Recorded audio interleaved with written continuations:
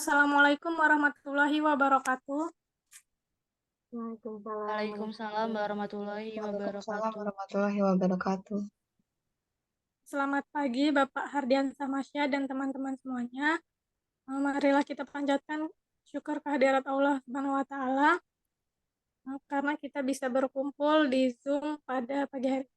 Perkenalkan, saya Fitri Handayani sebagai moderator dari kelompok 3 yang beranggotakan Putri Selvia, Rehan Fitri Sabrina William, Putri Dwi Maharani, dan Dinda Aulia. Di sini kami akan mempresentasikan materi tentang konsepsi pendidikan nilai. Presentasi ini akan dibagi dalam 4 sesi. Yang pertama yaitu pembacaan materi. Untuk materi yang pertama akan dibacakan oleh Dinda Aulia. Kepadanya saya persilakan.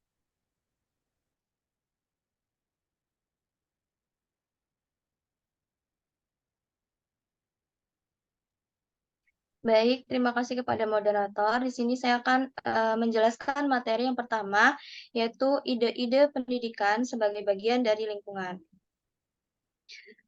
Ada dua alasan untuk berkonsentrasi pada pendidikan nilai. Yang pertama, yaitu konsepsi mengenai pendidikan nilai. Nah, konsepsi yang lebih umum mengenai apa itu pendidikan dan mengapa hal tersebut bermanfaat. Dan yang lebih umum lagi, konsepsi menangani hubungan yang tepat antara orang dewasa dan anak-anak merupakan suatu aspek dari lingkungan etis. Kemudian alasan yang kedua yaitu untuk melihat cara rinci ide-ide tentang pendidikan nilai. Nah, salah satu cara untuk mendeteksi gagasan pendidikan nilai secara lebih spesifik adalah dengan menganggapnya sebagai induksi ke dalam aspek etika dari budaya sekitar yang pada dasarnya adalah lingkungan etika terdekat.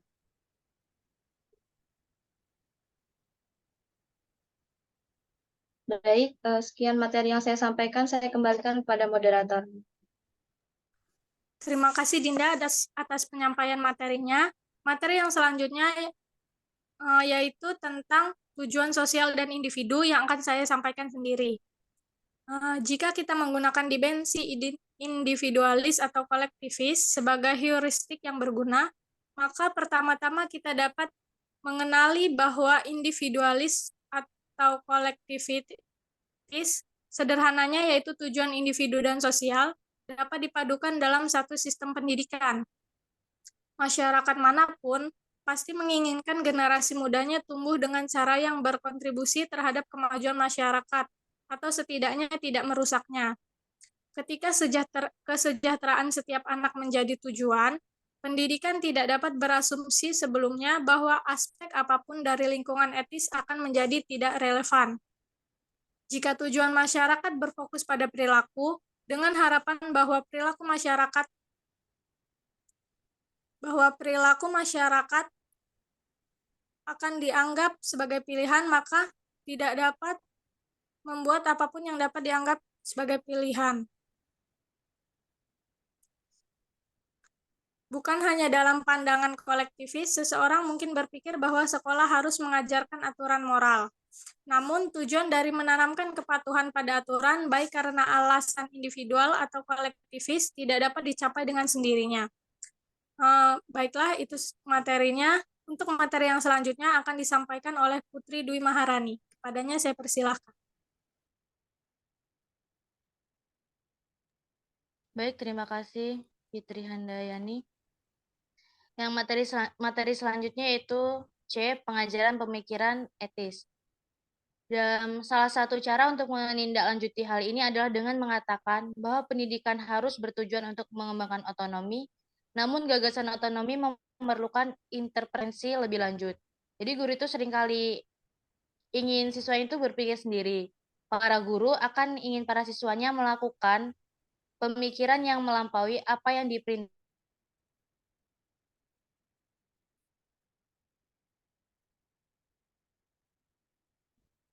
Namun hal ini jelas tidak berarti bahwa siswa dapat melakukan pemikiran yang mereka sukai. Guru akan berharap bahwa apa yang mereka lakukan adalah pemikiran yang benar, sesuai dengan sejarah ataupun matematika. Baik, terima kasih. Saya kembalikan pada moderator. Terima kasih Putri atas penyampaian materinya. Materi selanjutnya akan disampaikan oleh Putri Sylvia. Kepadanya saya persilakan. Baik, saya akan melanjutkan materi selanjutnya, yaitu menyadari kompleksitas lingkungan etika. Pada titik ini, kita kembali dari jenis teori etika yang menundukkan semua pertanyaan moral pada satu kriteria utama, menuju tekstur lingkungan etika aktual yang lebih kompleks seperti yang kita alami. Jika ada banyak nilai yang perlu diketahui, maka tugas utama pendidikan nilai adalah membantu masyarakat untuk menyadari nilai-nilai ini dan mempertimbangkannya dalam kehidupan mereka. Sulit bagi seseorang untuk dikatakan mempunyai nilai-nilai tertentu jika mereka tidak peduli dengan nilai-nilai seperti kejujuran, kesetiaan, dapat dipercaya, dan lain-lain. Harus menjadi hal yang penting bagi mereka. Penting untuk dipahami bahwa pendidikan nilai menurut salah satu konsepsi di atas, kemungkinan besar keberhasilannya bergantung pada kualitas lingkungan etis di mana pendidikan tersebut berlangsung. Baiklah, itu materi dari saya kembalikan kepada moderator. Terima kasih Putri Sylvia atas penyampaian materinya. Materi yang terakhir akan disampaikan oleh Raihan Fitri. Kepadanya dipersilakan. Baik, untuk materi selanjutnya adalah pentingnya lingkungan etika dalam pendidikan nilai. Lingkungan etis yang lebih luas yang terjadi belum tentu berada di seluruh masyarakat. Sebuah sekolah agama mungkin misalnya mengajarkan aturan perilaku tertentu yang tidak berlaku di luar agama. Namun, peraturan ini tetap merupakan peraturan yang diakui oleh komunitas yang lebih luas daripada sekolah. Bukan peraturan yang dibuat sendiri oleh sekolah.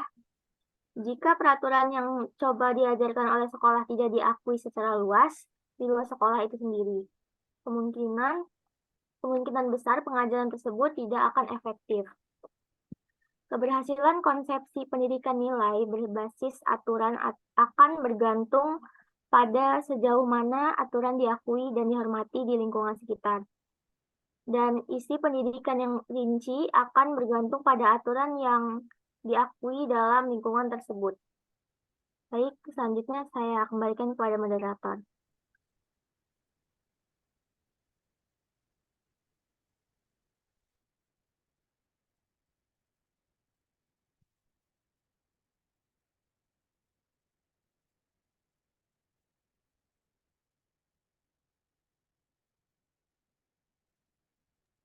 Terima kasih Rehan atas penyampaian materinya. Selanjutnya yaitu sesi tanya jawab yang akan dilanjutkan di YouTube. Nanti linknya akan kami share. Baiklah, yang terakhir yaitu di sini saya akan membacakan kesimpulan.